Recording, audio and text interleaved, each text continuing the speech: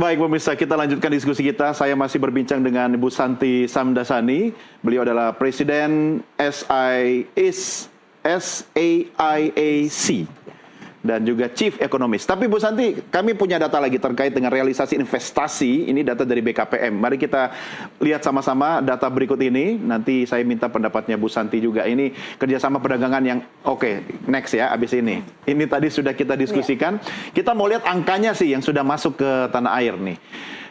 Tetap loh, Singapura seperti tadi Bu Santi juga sudah sampaikan 4,6 miliar US dollar, kemudian disusul Hong Kong 2,2 miliar US dollar, Tiongkok atau China di 1,8 miliar US dollar, kemudian Malaysia dan Jepang masing-masing di 1 miliar US dollar. Indonesia berapa? Nah, Indonesianya sendiri ada data di sini? Ini investasi yang masuk Indonesia. Ya, dari luar ke Indonesia. Jadi Singapura tetap paling atas. Ya, kita tidak membahas ya Indonesia ke luar dulu Bu ya. Ini triwulan pertama nih Bu. Menurut Bu Santi, ini merupakan dampak atau akibat dari suasana dan negosiasi yang kemudian berlangsung, meski tidak bisa serta-merta diukur secepat itu kan. Apa yang bisa Anda sampaikan soal ini Bu? Angka ini lumayan bagus ya. Tapi where is the detail? Oke. Maksud saya begini, 4.6 million US dollar, Singapore, 2.2 Hong Kong, 1.8 China. Which industry? Which factory? Which sector? Ini menarik. Tapi kalau saya lihat, where is Amerika? Amerika dari 5 tahun, 10 tahun terakhir memang sudah phasing out dari Indonesia. Karena Amerika melihat China influence meningkat. Dan China influence itu bukan langsung dari China. There are a lot of China money coming through Singapore, through Hong Kong. Nah, kalau kita total tadi di sana, kalau kita lihat totalnya di sana itu mayoritas China. Ya, ini Singapura sama Hong Kong itu sebenarnya China ya. Exactly. Berarti number 1, 2, and 3 all China. Exactly. My point is, if I was the government, that means we have a good chemistry or a good business relations with China, ya kan?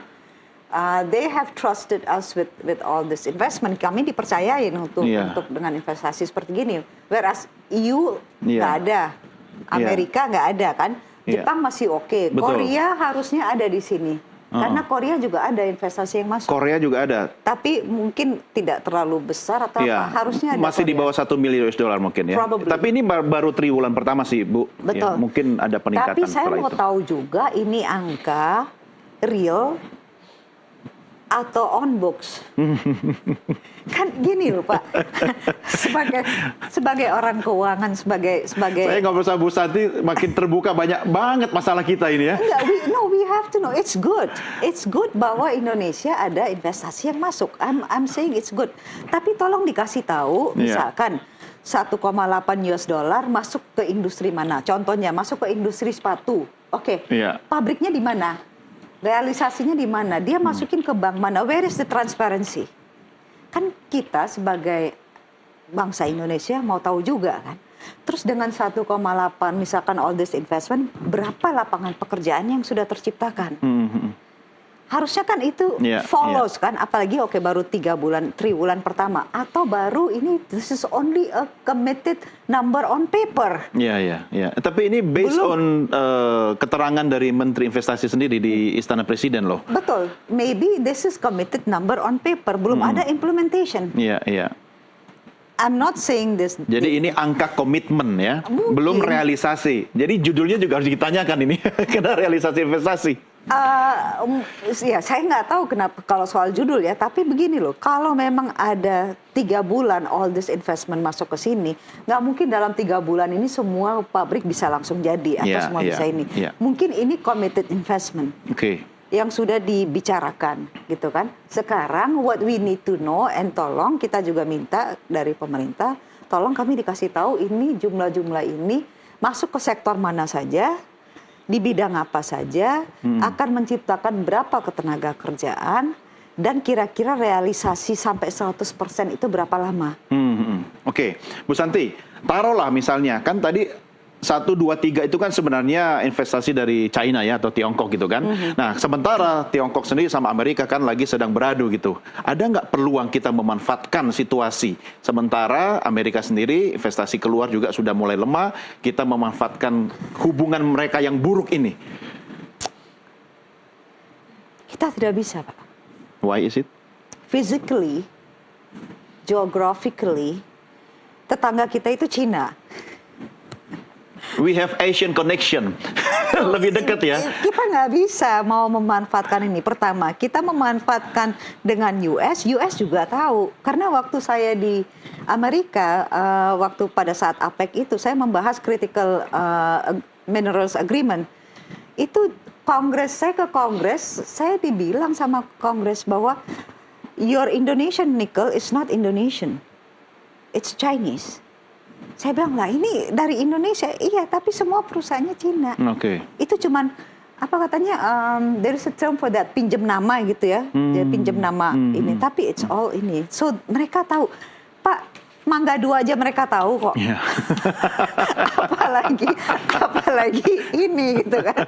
So they have done their homework. Makanya kita melihat US presence atau US focus is somewhere else. Dari sejak kita CTPP itu kan negosiasi itu. Terus ada yang Indo-Pacific Agreement, dia nggak EUSIPA. Iya, bukan. Ada yang EUSIPA juga belum. Ini berjalan tahun ke-9 EUSIPA. Belum. Itu dengan EU. Tapi dengan Amerika kan ada yang CTPP, Trans-Pacific gitu ya Agreement. Itu pun mereka tidak terlalu melanjutkan. Pada saat zamannya Biden itu China presence meningkat. Itu kan mereka diam-diam mencatat. What's happening in the region. Maka karena itu mereka tidak melakukan investasi dalam jumlah besar di region gitu. Nah, di sini mereka use this period to observe and to strategize. Trump itu tidak dalam waktu 1-2 hari come into office and say I'm gonna do this. No. This is well planned. Pak, ini kita sudah tahu ini akan terjadi tahun 2018. Bapak ingat waktu itu ada Section 232. Ya kan? Section 232 2018 yang kita negosiasi juga GSP. Terus kita punya minerals juga. Sudah mulai dibahas itu. Dan Trump has been saying unfair and tariff. You are unfair and tariff. Dan itu sudah menjadi naratif dia sudah beberapa tahun. Bu Santi, saya harus mengakhiri diskusi kita malam ini. Tapi dengan satu pertanyaan, apa yang bisa kita lakukan dalam waktu yang berkejaran dengan waktu ini? Kita punya koridor waktu 60 hari, ya kan? Dan Anda sudah sampaikan banyak PR dalam negeri harus dibereskan dulu. Setelah itu, apalagi prioritasnya yang harus dilakukan? Kita harus melakukan yang namanya cost benefit analysis per industry sector. Ada 5 working group ini, ya. Tolong saya menghimbau ke 5 working group ini tidak hanya melakukan identification, ya, tapi is it worth it? Contohnya, saya kasih contoh, industri tekstil. Industri tekstil kan barang murah dari Cina udah banyak masuk. Can we do a value add? Sekarang India, Sri Lanka, yang lain juga ada. Kalau kompetisi sudah begitu banyak, do we have a winning edge? Di mana winning edge kita itu? Gitu. Nah, di situ baru kita negosiasi. Tapi kalau kita tidak punya winning edge in that sector, kita tidak bisa negosiasi. Contohnya semiconductor is not our winning edge area. Textile saya melihat kurang. Tapi our winning edge itu adalah household goods. Plastik, slippers, floor mat, itu masih bisa karena negara lain tidak mengerjakan itu. Mari kita mengidentifikasi dan melakukan cost benefit analysis dan satu lagi, jangan hanya menawarkan tapi justru menanyakan ke US, apa yang bisa kita tawarkan ke kamu? In terms of bukan berarti kita harus misalkan beli Boeing mereka atau yang terlalu mahal itu enggak, tapi ini loh, kami punya kapasitas di sini. You know we are small. Kamu tahu bahwa kapasitas saya cuma segini. Kira-kira dengan melihat kapasitas saya yang begini, apa yang bisa kamu harapkan dari saya? Kita ambil dari situ, kita negosiasinya. Kita harus lebih aktif juga ya Bu ya? Betul. Oke, baik. Baik, Bu Santi terima kasih sudah hadir. Kita lihat perkembangannya seperti apa. Baik. Nanti kita akan lanjutkan kembali diskusi kita di kesempatan yang lain. Terima kasih Bu Santi. Dan Terima pemirsa, kasih, inilah akhir jumpa kita dalam NTV Prime edisi hari ini. Jangan kemana-mana, setelah ini Anda dapat menyimak program Top Line serta bersama kami. Dan kami pamit, saya Doni Regeser atas nama negara Kasih mengucapkan terima kasih. Sampai jumpa, merdeka.